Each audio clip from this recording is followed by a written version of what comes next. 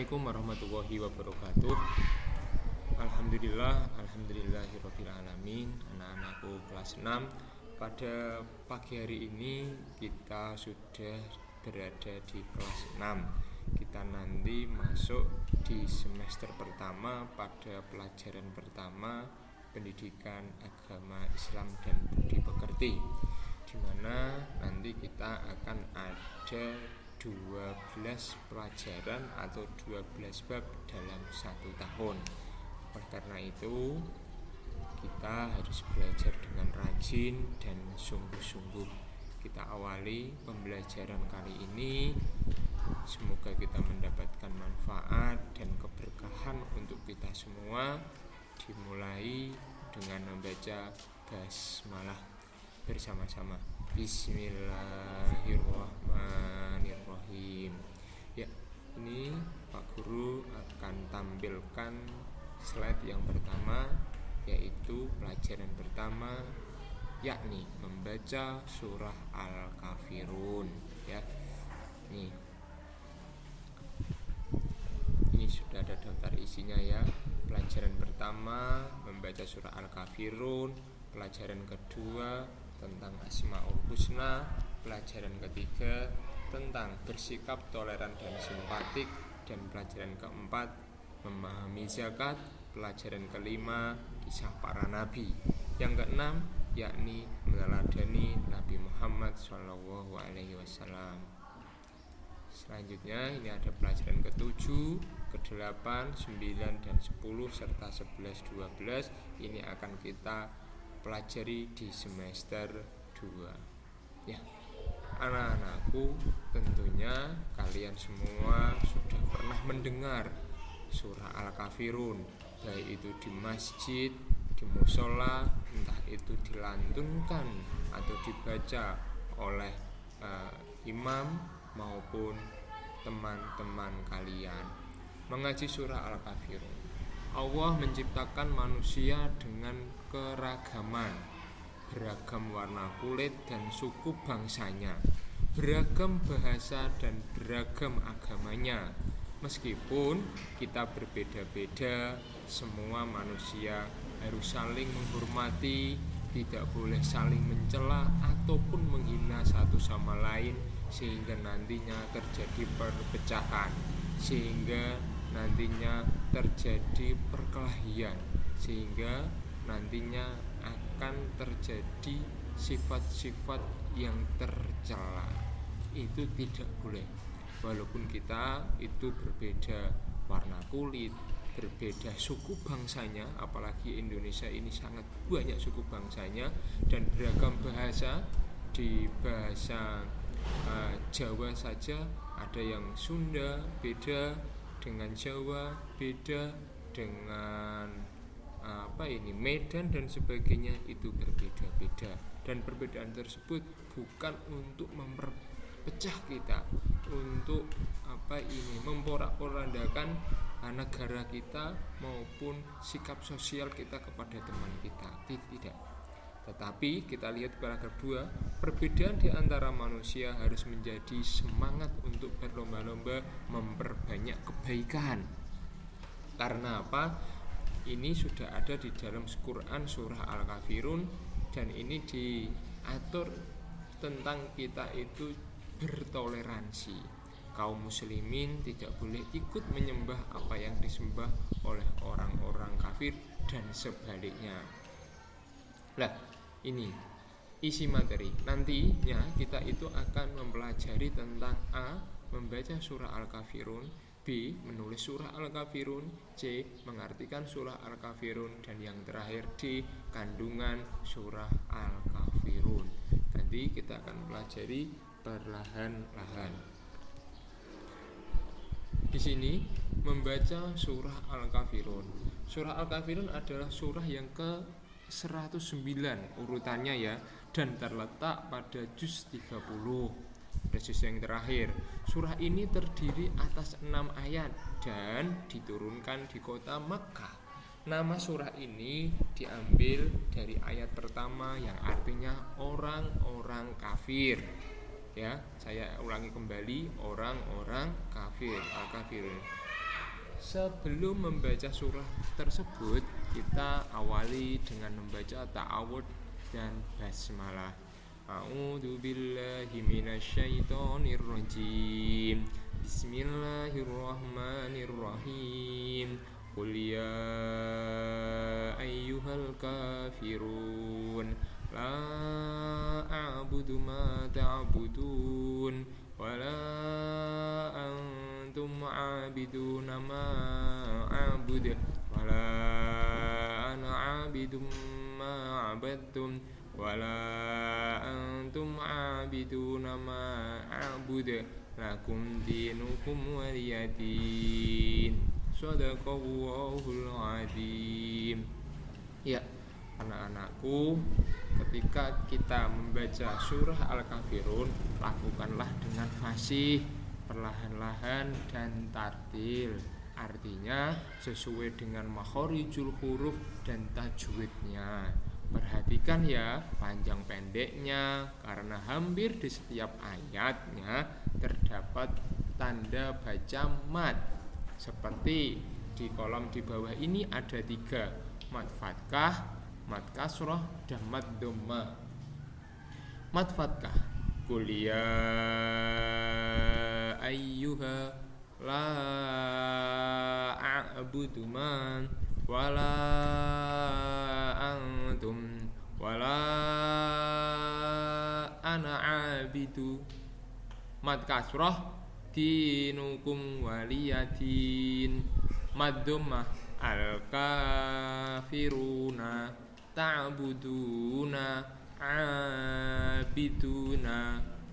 Oke, dalam hal makhraj atau pengucapan perlu dibedakan antara membaca a pada huruf alif dan membaca a pada huruf ain.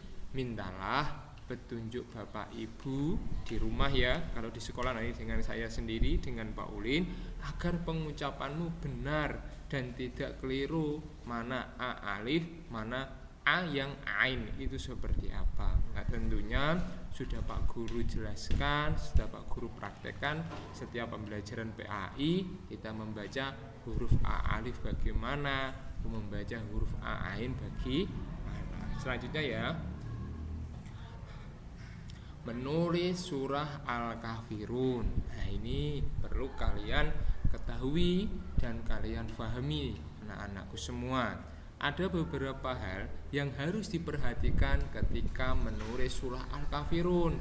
Yang pertama, perhatikanlah bentuk tulisan setiap huruf dan perubahan-perubahannya.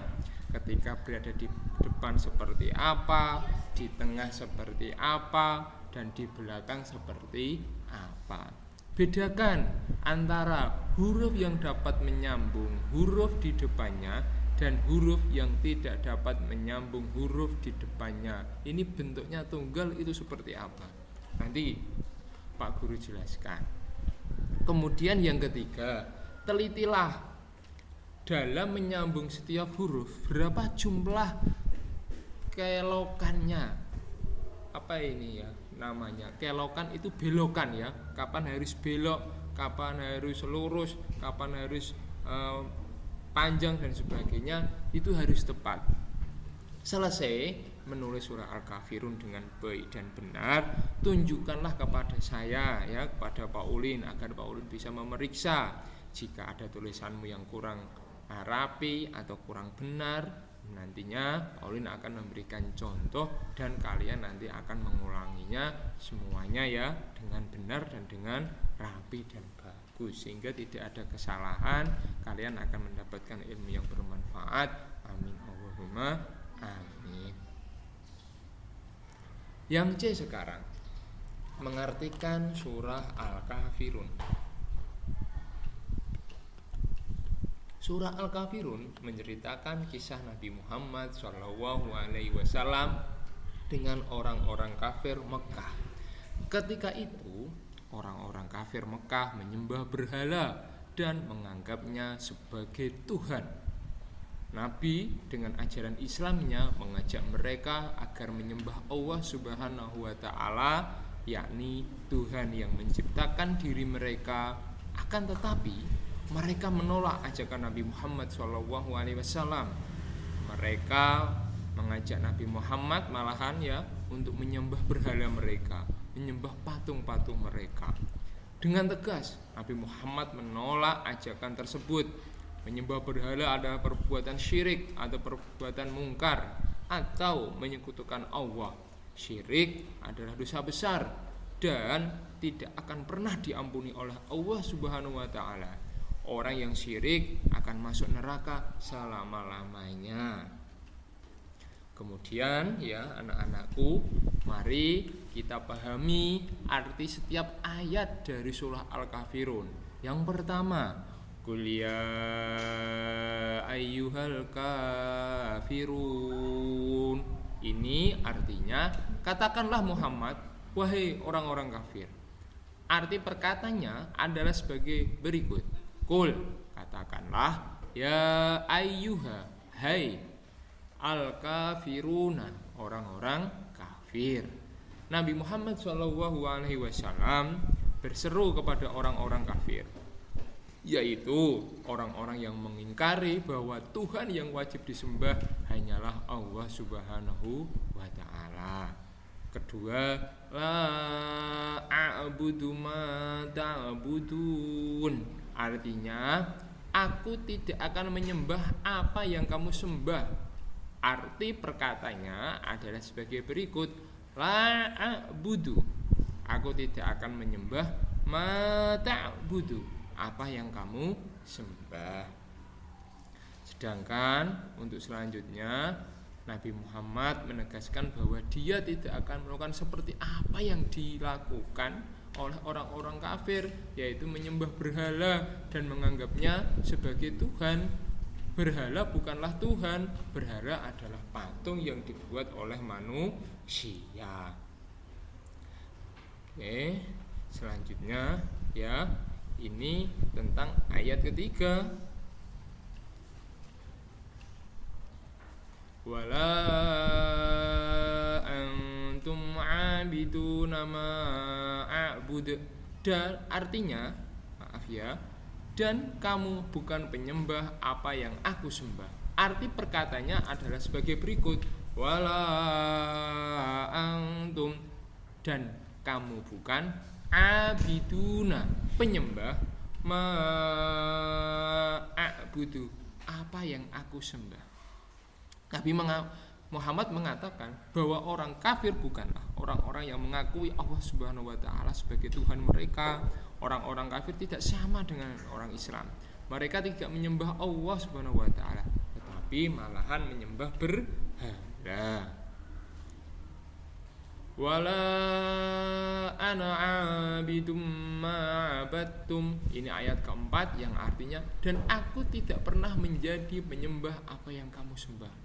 Arti perkataannya adalah sebagai berikut. Wala ana, dan aku tidak pernah abidun, menjadi penyembah, ma'abattum, apa yang kamu sembah. Nabi Muhammad SAW menegaskan kepada saya ulangi ya, menegaskan kembali bahwa sampai kapanpun beliau Nabi Muhammad ya tidak akan pernah menjadi penyembah berhala seperti apa yang dilakukan oleh orang-orang kafir Makkah tersebut. Ini ayat kelima. Wala antum abiduna ma a'bud. Artinya, dan kamu tidak pernah pula menjadi penyembah apa yang aku sembah. Ini ya, arti perkataannya adalah sebagai berikut.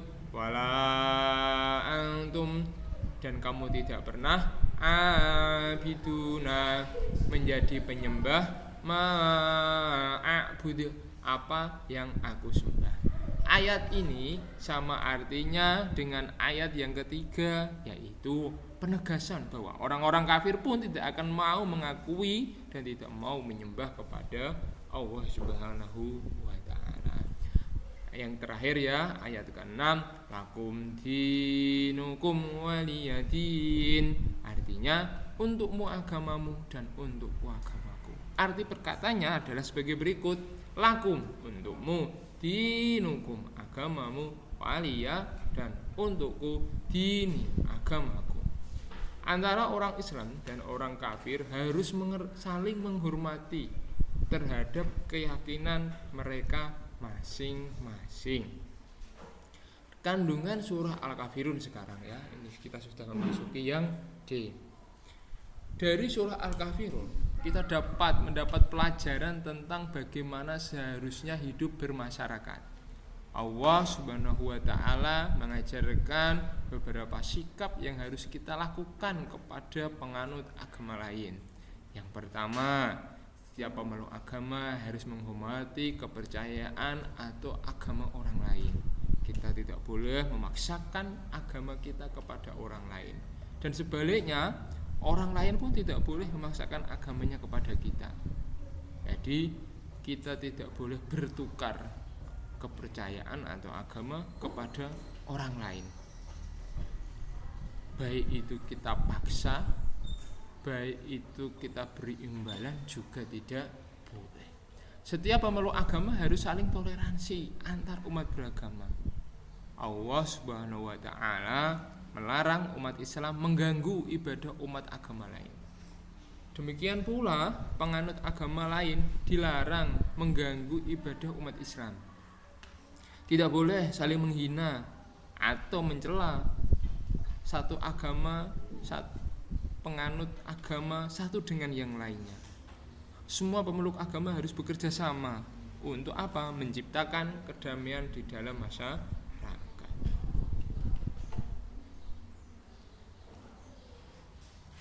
Selanjutnya, ini sudah yang terakhir ya. Nantinya kalian akan mempelajari lebih lanjut surah Al-Kafirun yang sudah Pak Olin jelaskan, baik nanti menyimak lewat video ini maupun lewat buku, paket maupun modul yang sudah Pak Olin kirim di grup masing-masing. Oleh karena itu, anak-anakku sekalian, belajarlah dengan sungguh-sungguh dan kalian harus memperhatikan video, memahaminya dengan baik serta mencari kata-kata yang sulit, kalimat yang belum difahami dan menanyakan kepada Pak Ulin. Ya, anak-anak sekalian, kiranya hanya itu yang dapat Pak Ulin sampaikan. Ya,